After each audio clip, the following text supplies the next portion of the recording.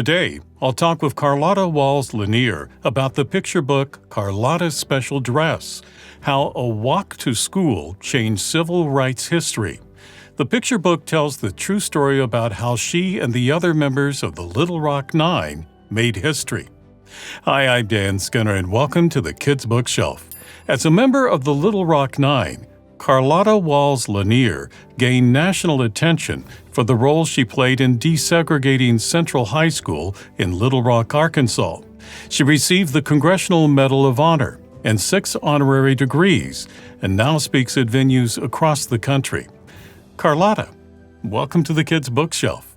Thank you. It's my pleasure to be here. Carlotta, this is your story.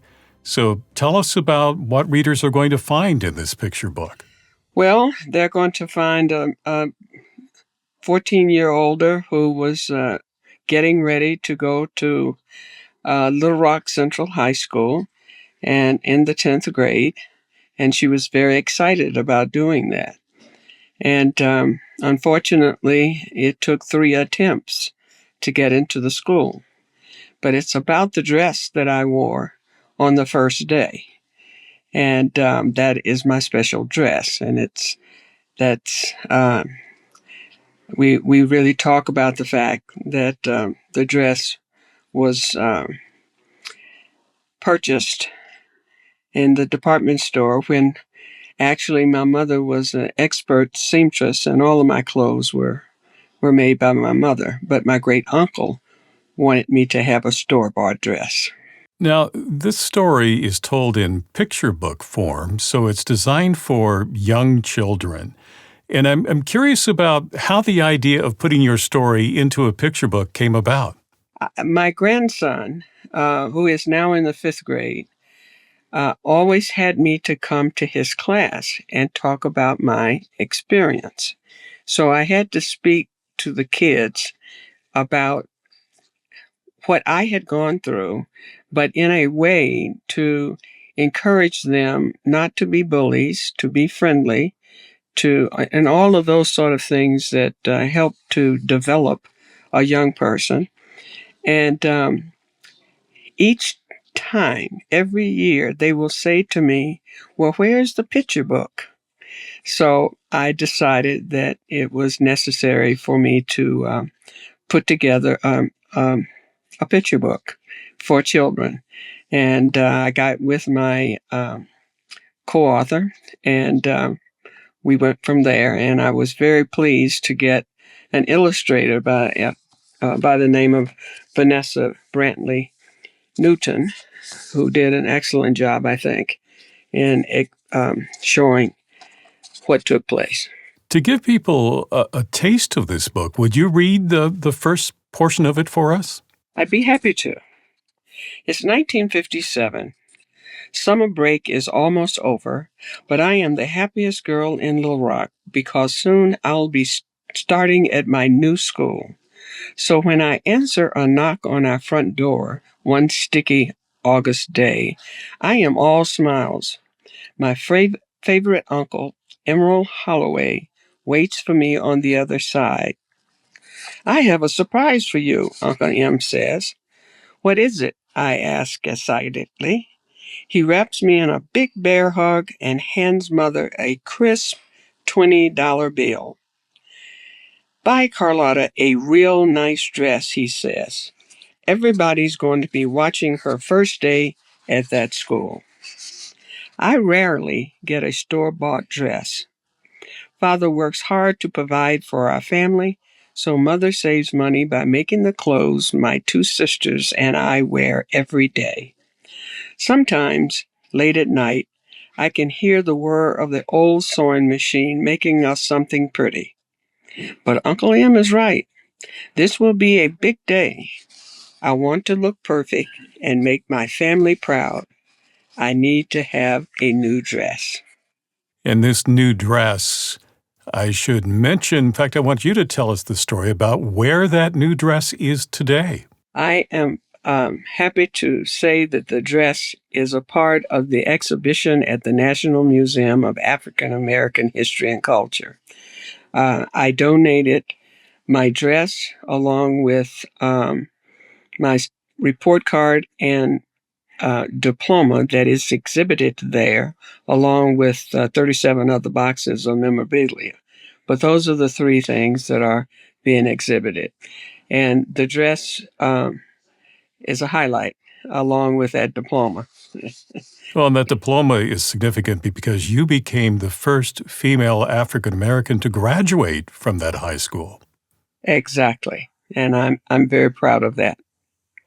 Well, another reason I think it's significant that you've created this picture book is that this is an opportunity to teach kids about this very important event in history and for civil rights, because this happened in 1957, and there are kids that may not be aware of your story today, although I'm old enough to have grown up with that story and know about what the Little Rock Nine went through. So tell us a little bit more about that experience and how you ultimately got into the school and were able to go to school there.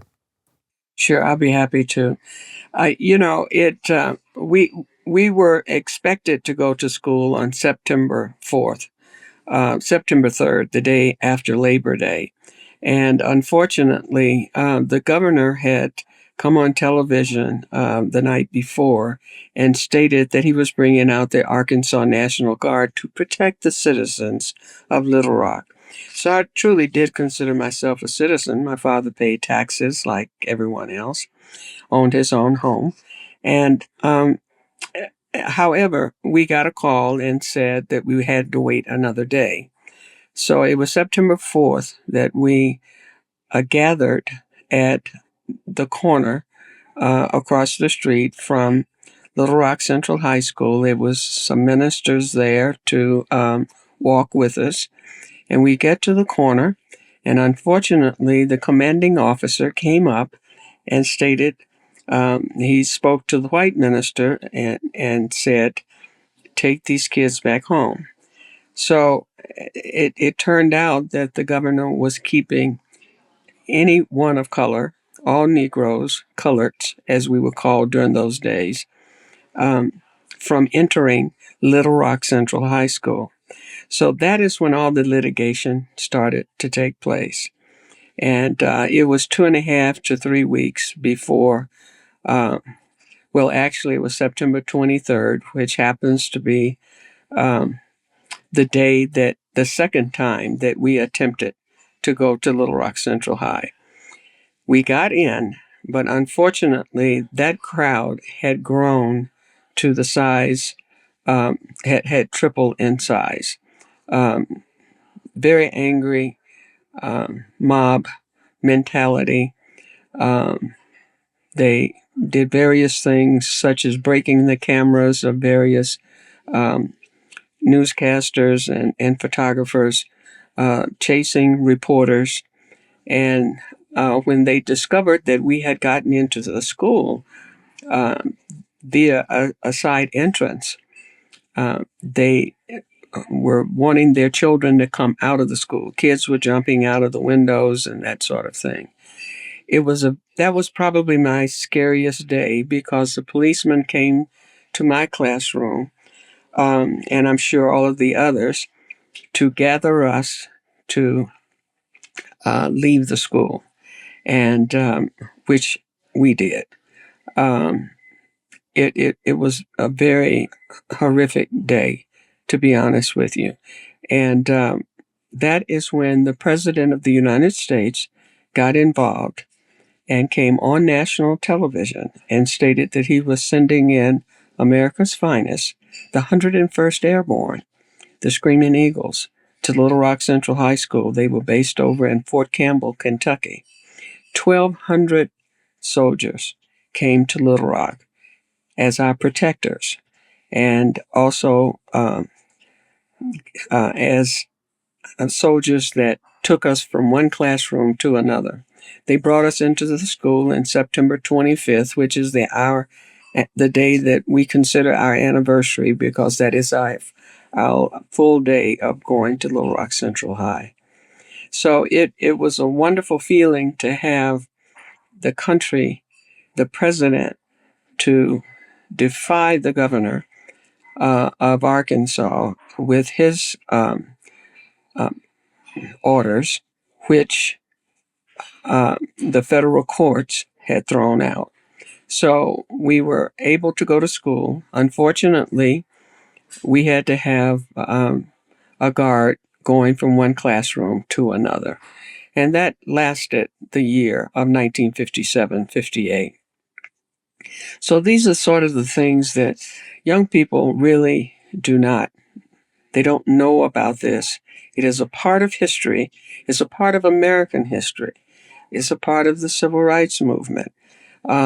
We didn't consider it that as a part of the civil rights movement at that time, but that is what it really was, because of defiance of the governor and what he had ordered. So we had a right to be there.